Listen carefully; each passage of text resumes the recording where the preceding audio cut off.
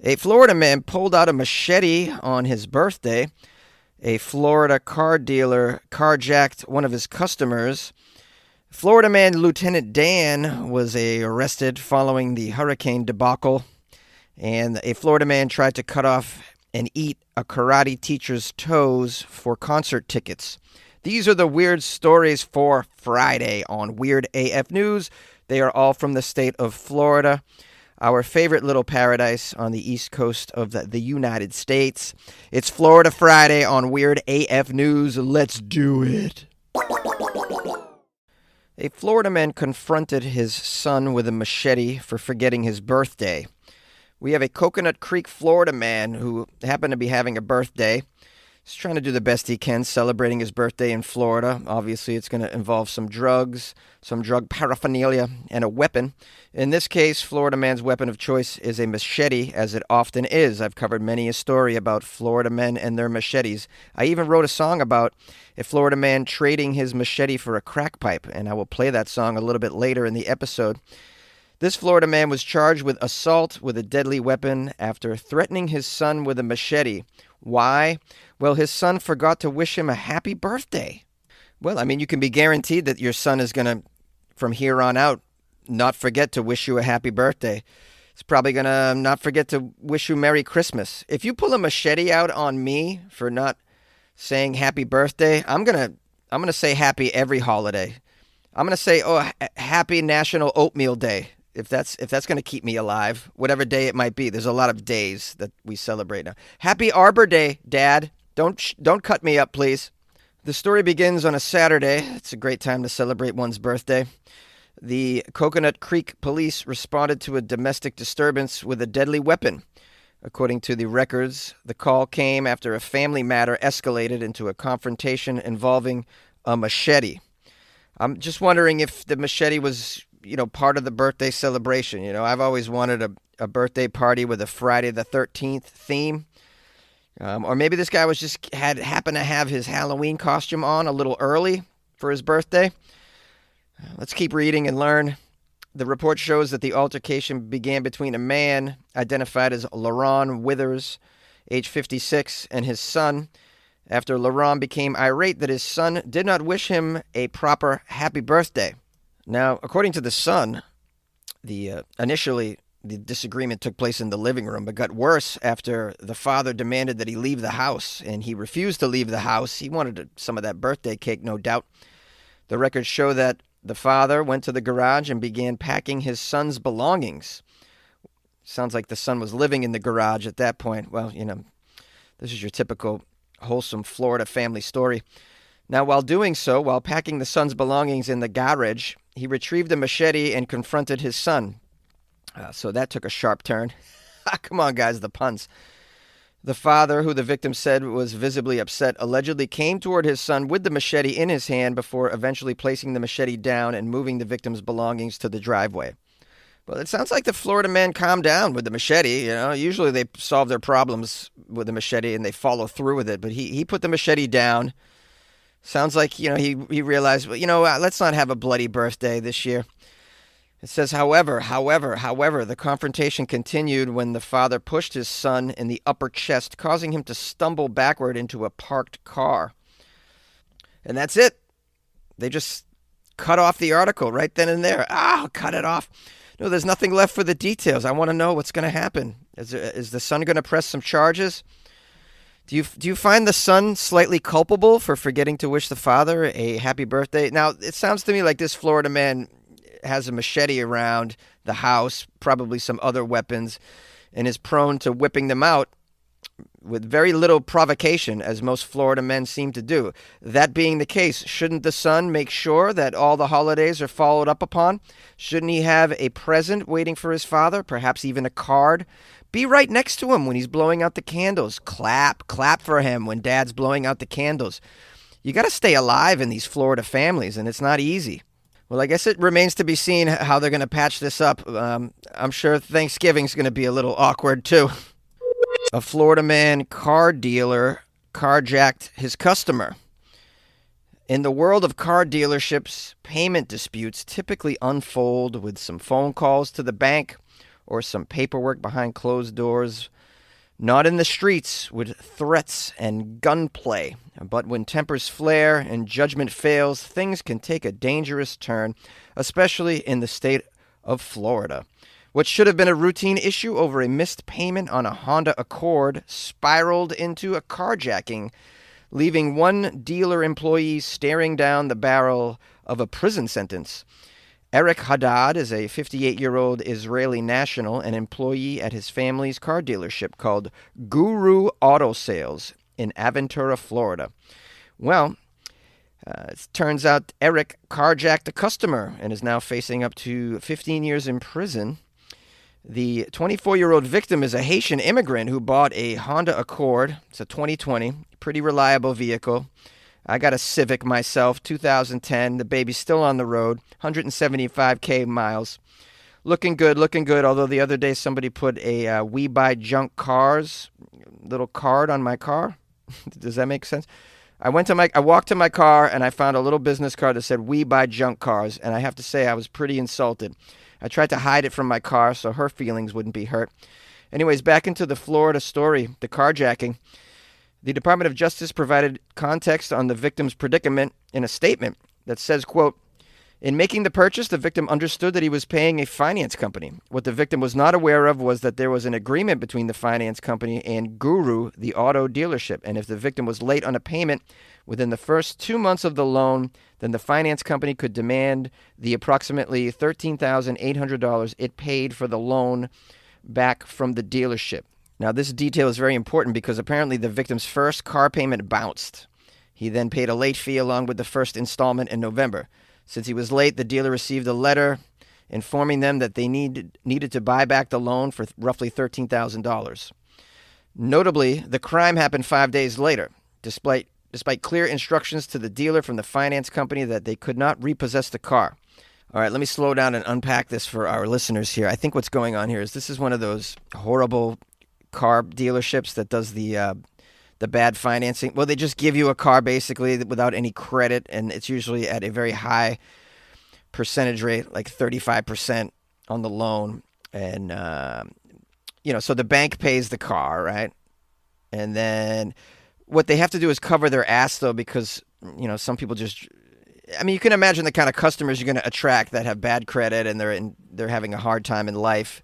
And a lot of them are Floridamen, so you can imagine what goes on. People just drive the car off the lot. They never make a payment. They basically steal the car. You'd imagine that does happen, so the bank has to cover their ass. So this is what they do. Now, in this instance, it sounds like the victim actually made up for the missed payment and paid the fee, but it takes a little time for the bank to let the dealership know that had happened. Meanwhile, they had sent a bounce check notification to the dealership and was like, you got to pay.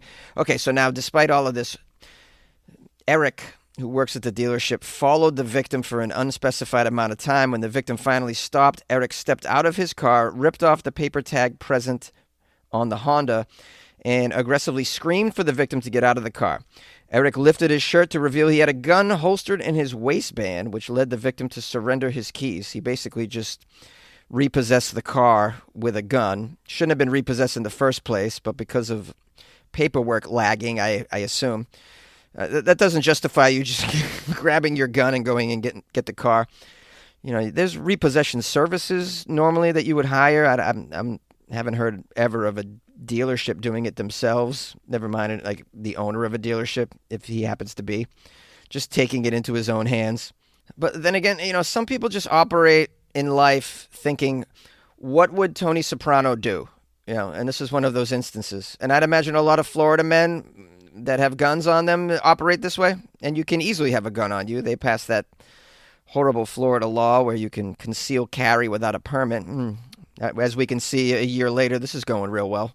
Now it says here the victim then called the police, and surprisingly, Eric, the repossessor, was still at the scene.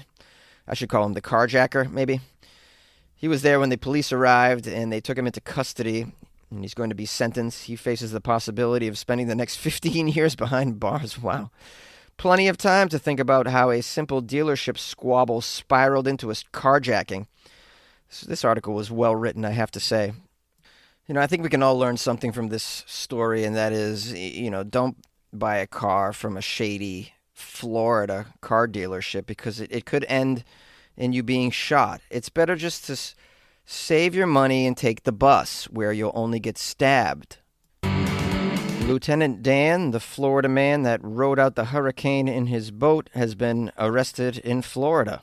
This is a follow-up story to a couple of weeks ago when I did a feature on this guy, Lieutenant Dan, who's missing some limbs. He refused to leave his boat during Hurricane Helene, and everyone was thinking, this guy's not going to live through it. And he did. Lucky Lieutenant Dan. Anyways, this is a follow-up story.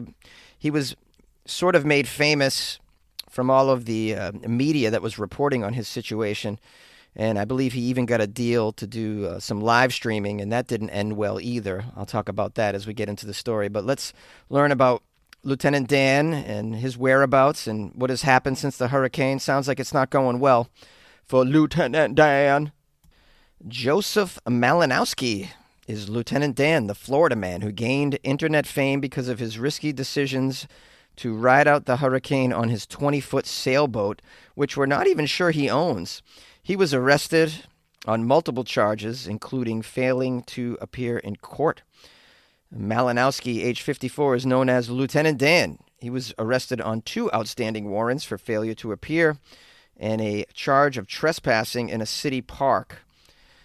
Officers warned Lieutenant Dan that he was creating a health hazard because he did not have, quote, an accessible marine sanitation device aboard his unregistered sailboat and did not have a record of proper disposal of waste. All right, so he doesn't have a proper sanitation situation on the boat. Who can expect that? If you've seen his mugshot, this guy he probably craps in a bucket tied to a rope. That's my toilet right there. It's that bucket. More likely he was just crapping in the harbor, shitting on the dock of the bay, watching the turds roll away. Lieutenant Dan's like, yo, I don't need no sanitation device. I crap my pants riding out the hurricane. That's what I do. All right, anyways, the lack of a sanitation disposal created a situation where they were like, you got to get your boat out of here. And the boat technically it's in a park, that dock, that area. And so they're like, you have to get out of the park. And he refused. It's still kind of up in the air whether his boat even works. That was one of the points of contention during the whole argument on whether or not he should stay or leave the harbor during the hurricane. You think this guy would just, count his winnings and move on in life. I mean, he's only alive because of sheer dumb luck anyways. You think he would just shut the hell up and disappear into obscurity, but he cannot. He cannot. He's a TikTok star. Although I'm not even sure he still has a TikTok account because I saw a video. A couple days after the hurricane. He was showing off because he's like internet famous. Why we keep making idiots internet famous is beyond me, but I guess it's entertaining. Anyways, during his live stream, he dropped the N-word, so that didn't go well.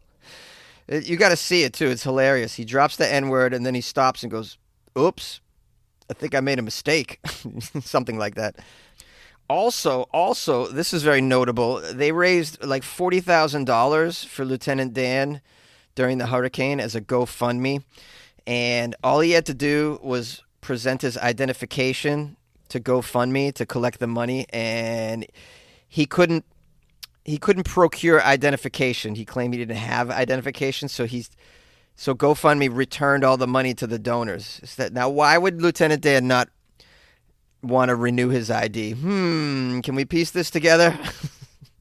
In other words, this guy's just a waste of oxygen. I often wonder how people get to continue in life. Do you ever wonder that? You ever see people, you're like, how do they get to continue? I mean, my world would crumble apart if my car was impounded for a couple of days. I'd be done with life. These people just keep going, though. Nothing seems to stop them. I'm fascinated. These are the real superheroes in the world. You think superheroes wear capes and fly around or can shoot lasers out of their eyeballs? No, real superheroes are here in America. Their life is in the utmost shambles, and they still can keep going. That is a superpower that I do not have. Well, anyways, Lieutenant Dan's going to be in the county for probably not too long. I'm sure Ronnie Little D will pardon him as a Florida man folk hero. A Florida man tried to cut off and eat a karate teacher's toes for concert tickets. In one of the best Florida man titles of all time, I think it's worth repeating. A Florida man tries to cut off and eat a karate teacher's toes for concert tickets. Unbelievable. The article begins by saying the first episode of It's Floridaman, a new show on HBO Max, tells outlandish but very true stories about people from Florida alongside reenactments by a host of well-known comedic actors. I actually posted a trailer for this show in the Patreon, letting everybody know about this new show. I haven't seen it yet, but it sounds amazing. And it focuses on true Florida man stories. I'd imagine some of them, I haven't watched it yet. Some of them I probably covered on this show. Probably worth a watch. If you enjoy Florida Friday on Weird AF News, you're probably going to enjoy It's Floridaman. Now, one of the episodes focuses on the story of a Florida man who tried to fund a trip to see a musical artist called Bass Nectar in Colorado. He tried to do so by helping a man he met online fulfill his biggest fantasy, which happened to be having a stranger cut off, cook, and eat 3 of his toes. Now, I'm kind of curious, before we get into this, is that illegal? What's the rule on cannibalism if it's consensual? It's probably okay.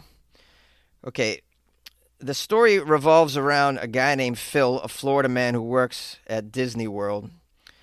And turns out he's also a big Bass Nectar fan. He's a super fan, they say. I'm not sure what Bass Nectar is. It's a band, obviously. I think it's a band from the early aughts. They had a big hit called Toes Are Delicious. I'm just kidding. Okay, here's continuing with the quick summary. This guy, Phil, finds out Bass Nectar's doing a run of concerts in Colorado in the summer. And Phil wants to get enough money to make the trip from Florida, but he works at Disney, and they don't pay you very well, it turns out. Shocker, Disney does not take good care of its employees. That's when Phil turned to Craigslist. In general, you only want to go to Craigslist as a last resort. And I certainly don't recommend going to Craigslist in Florida, because you just imagine the degenerate dealings going on a Craigslist in Florida. Phil went on there, posted that he's willing to do anything to earn some extra cash. That's how bad he wanted to go to Colorado. After sifting through some of the responses asking for sexual transactions, he came upon a response from a man by the name of Steve, who said, "I have a request. It's not going to be sexual, but it's my biggest fantasy." Well, what's your biggest fantasy, Steve? Steve says, "I want you to cut off 3 of my toes, cook them, eat them, and I would like to watch all of this." Well, I'm not one to kink shame, so let's not judge Phil or Steve. Phil attempts to go through with amputating Steve's toes at his home on top of a garbage bag using a kitchen knife, it says. But Steve ultimately got cold feet, pun intended, on a few attempts, various attempts. In part, he reveals because he is a karate teacher and is worried about what his students will say when they see that his foot is missing some toes. Oh, that's what it took to talk you out of it? Not all of the other insane aspects of having your toes cut off and eaten by an individual in your kitchen? No, it's your side gig that you're worried about. So funny. Yes, could you cut off and eat my toes? Oh, now, wait a minute. I did get those new socks for my birthday.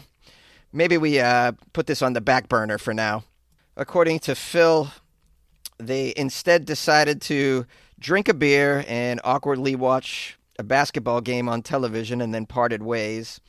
Embarrassed by his change of heart, apparently Steve still paid Phil his $4,000 fee for the trouble. So it does have a happy ending after all for all parties. Now it says, to this day, Phil sometimes goes on Craigslist looking for odd jobs to make some quick cash. Phil, I don't recommend going on Craigslist in Florida for such things. I think you have a very limited time in life if you do so.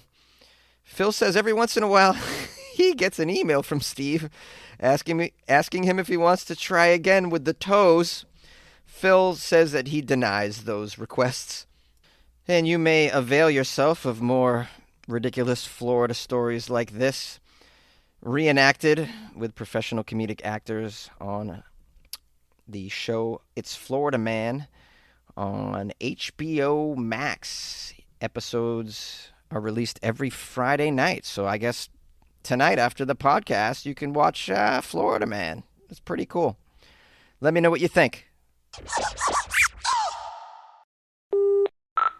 Well, I'll trade you my machete for your crack pipe. I left mine in a public restroom Saturday night. I'll trade you my machete for your crack pipe. Well, I'm a Florida man and I don't feel right without my crack pipe. Ooh, my crack pipe.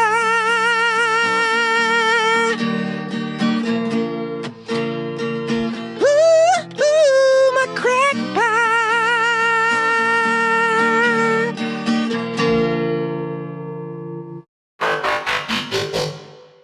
Well, thank you, my friends and loyal listeners, for spending some time with your buddy Jonesy and the Florida Friday episode. I appreciate it. I hope you're having a good weekend, or maybe you already had one, depending on when you're listening to this. I want to give a shout out to everybody who sent me Florida Friday articles as well in the past couple days. Super helpful. Thank you for that. Thank you for caring. Thank you for caring about the quality of the show. You know, we do the best we can inside a closet here, you know.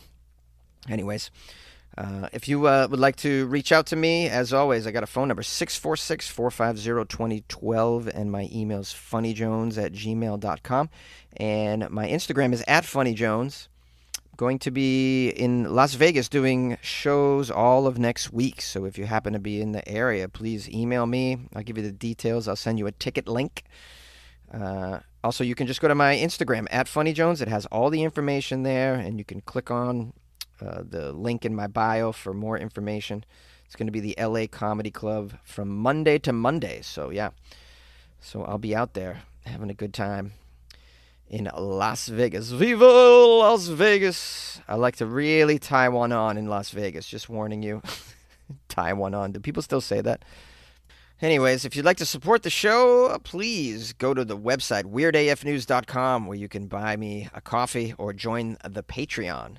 Those are great ways to support the show. Just fair warning, if you buy me coffees, I'm probably going to spend it on booze in Las Vegas. So that's what's going to happen with that. Just full disclosure. I'm all about full disclosure. I got no secrets to hide.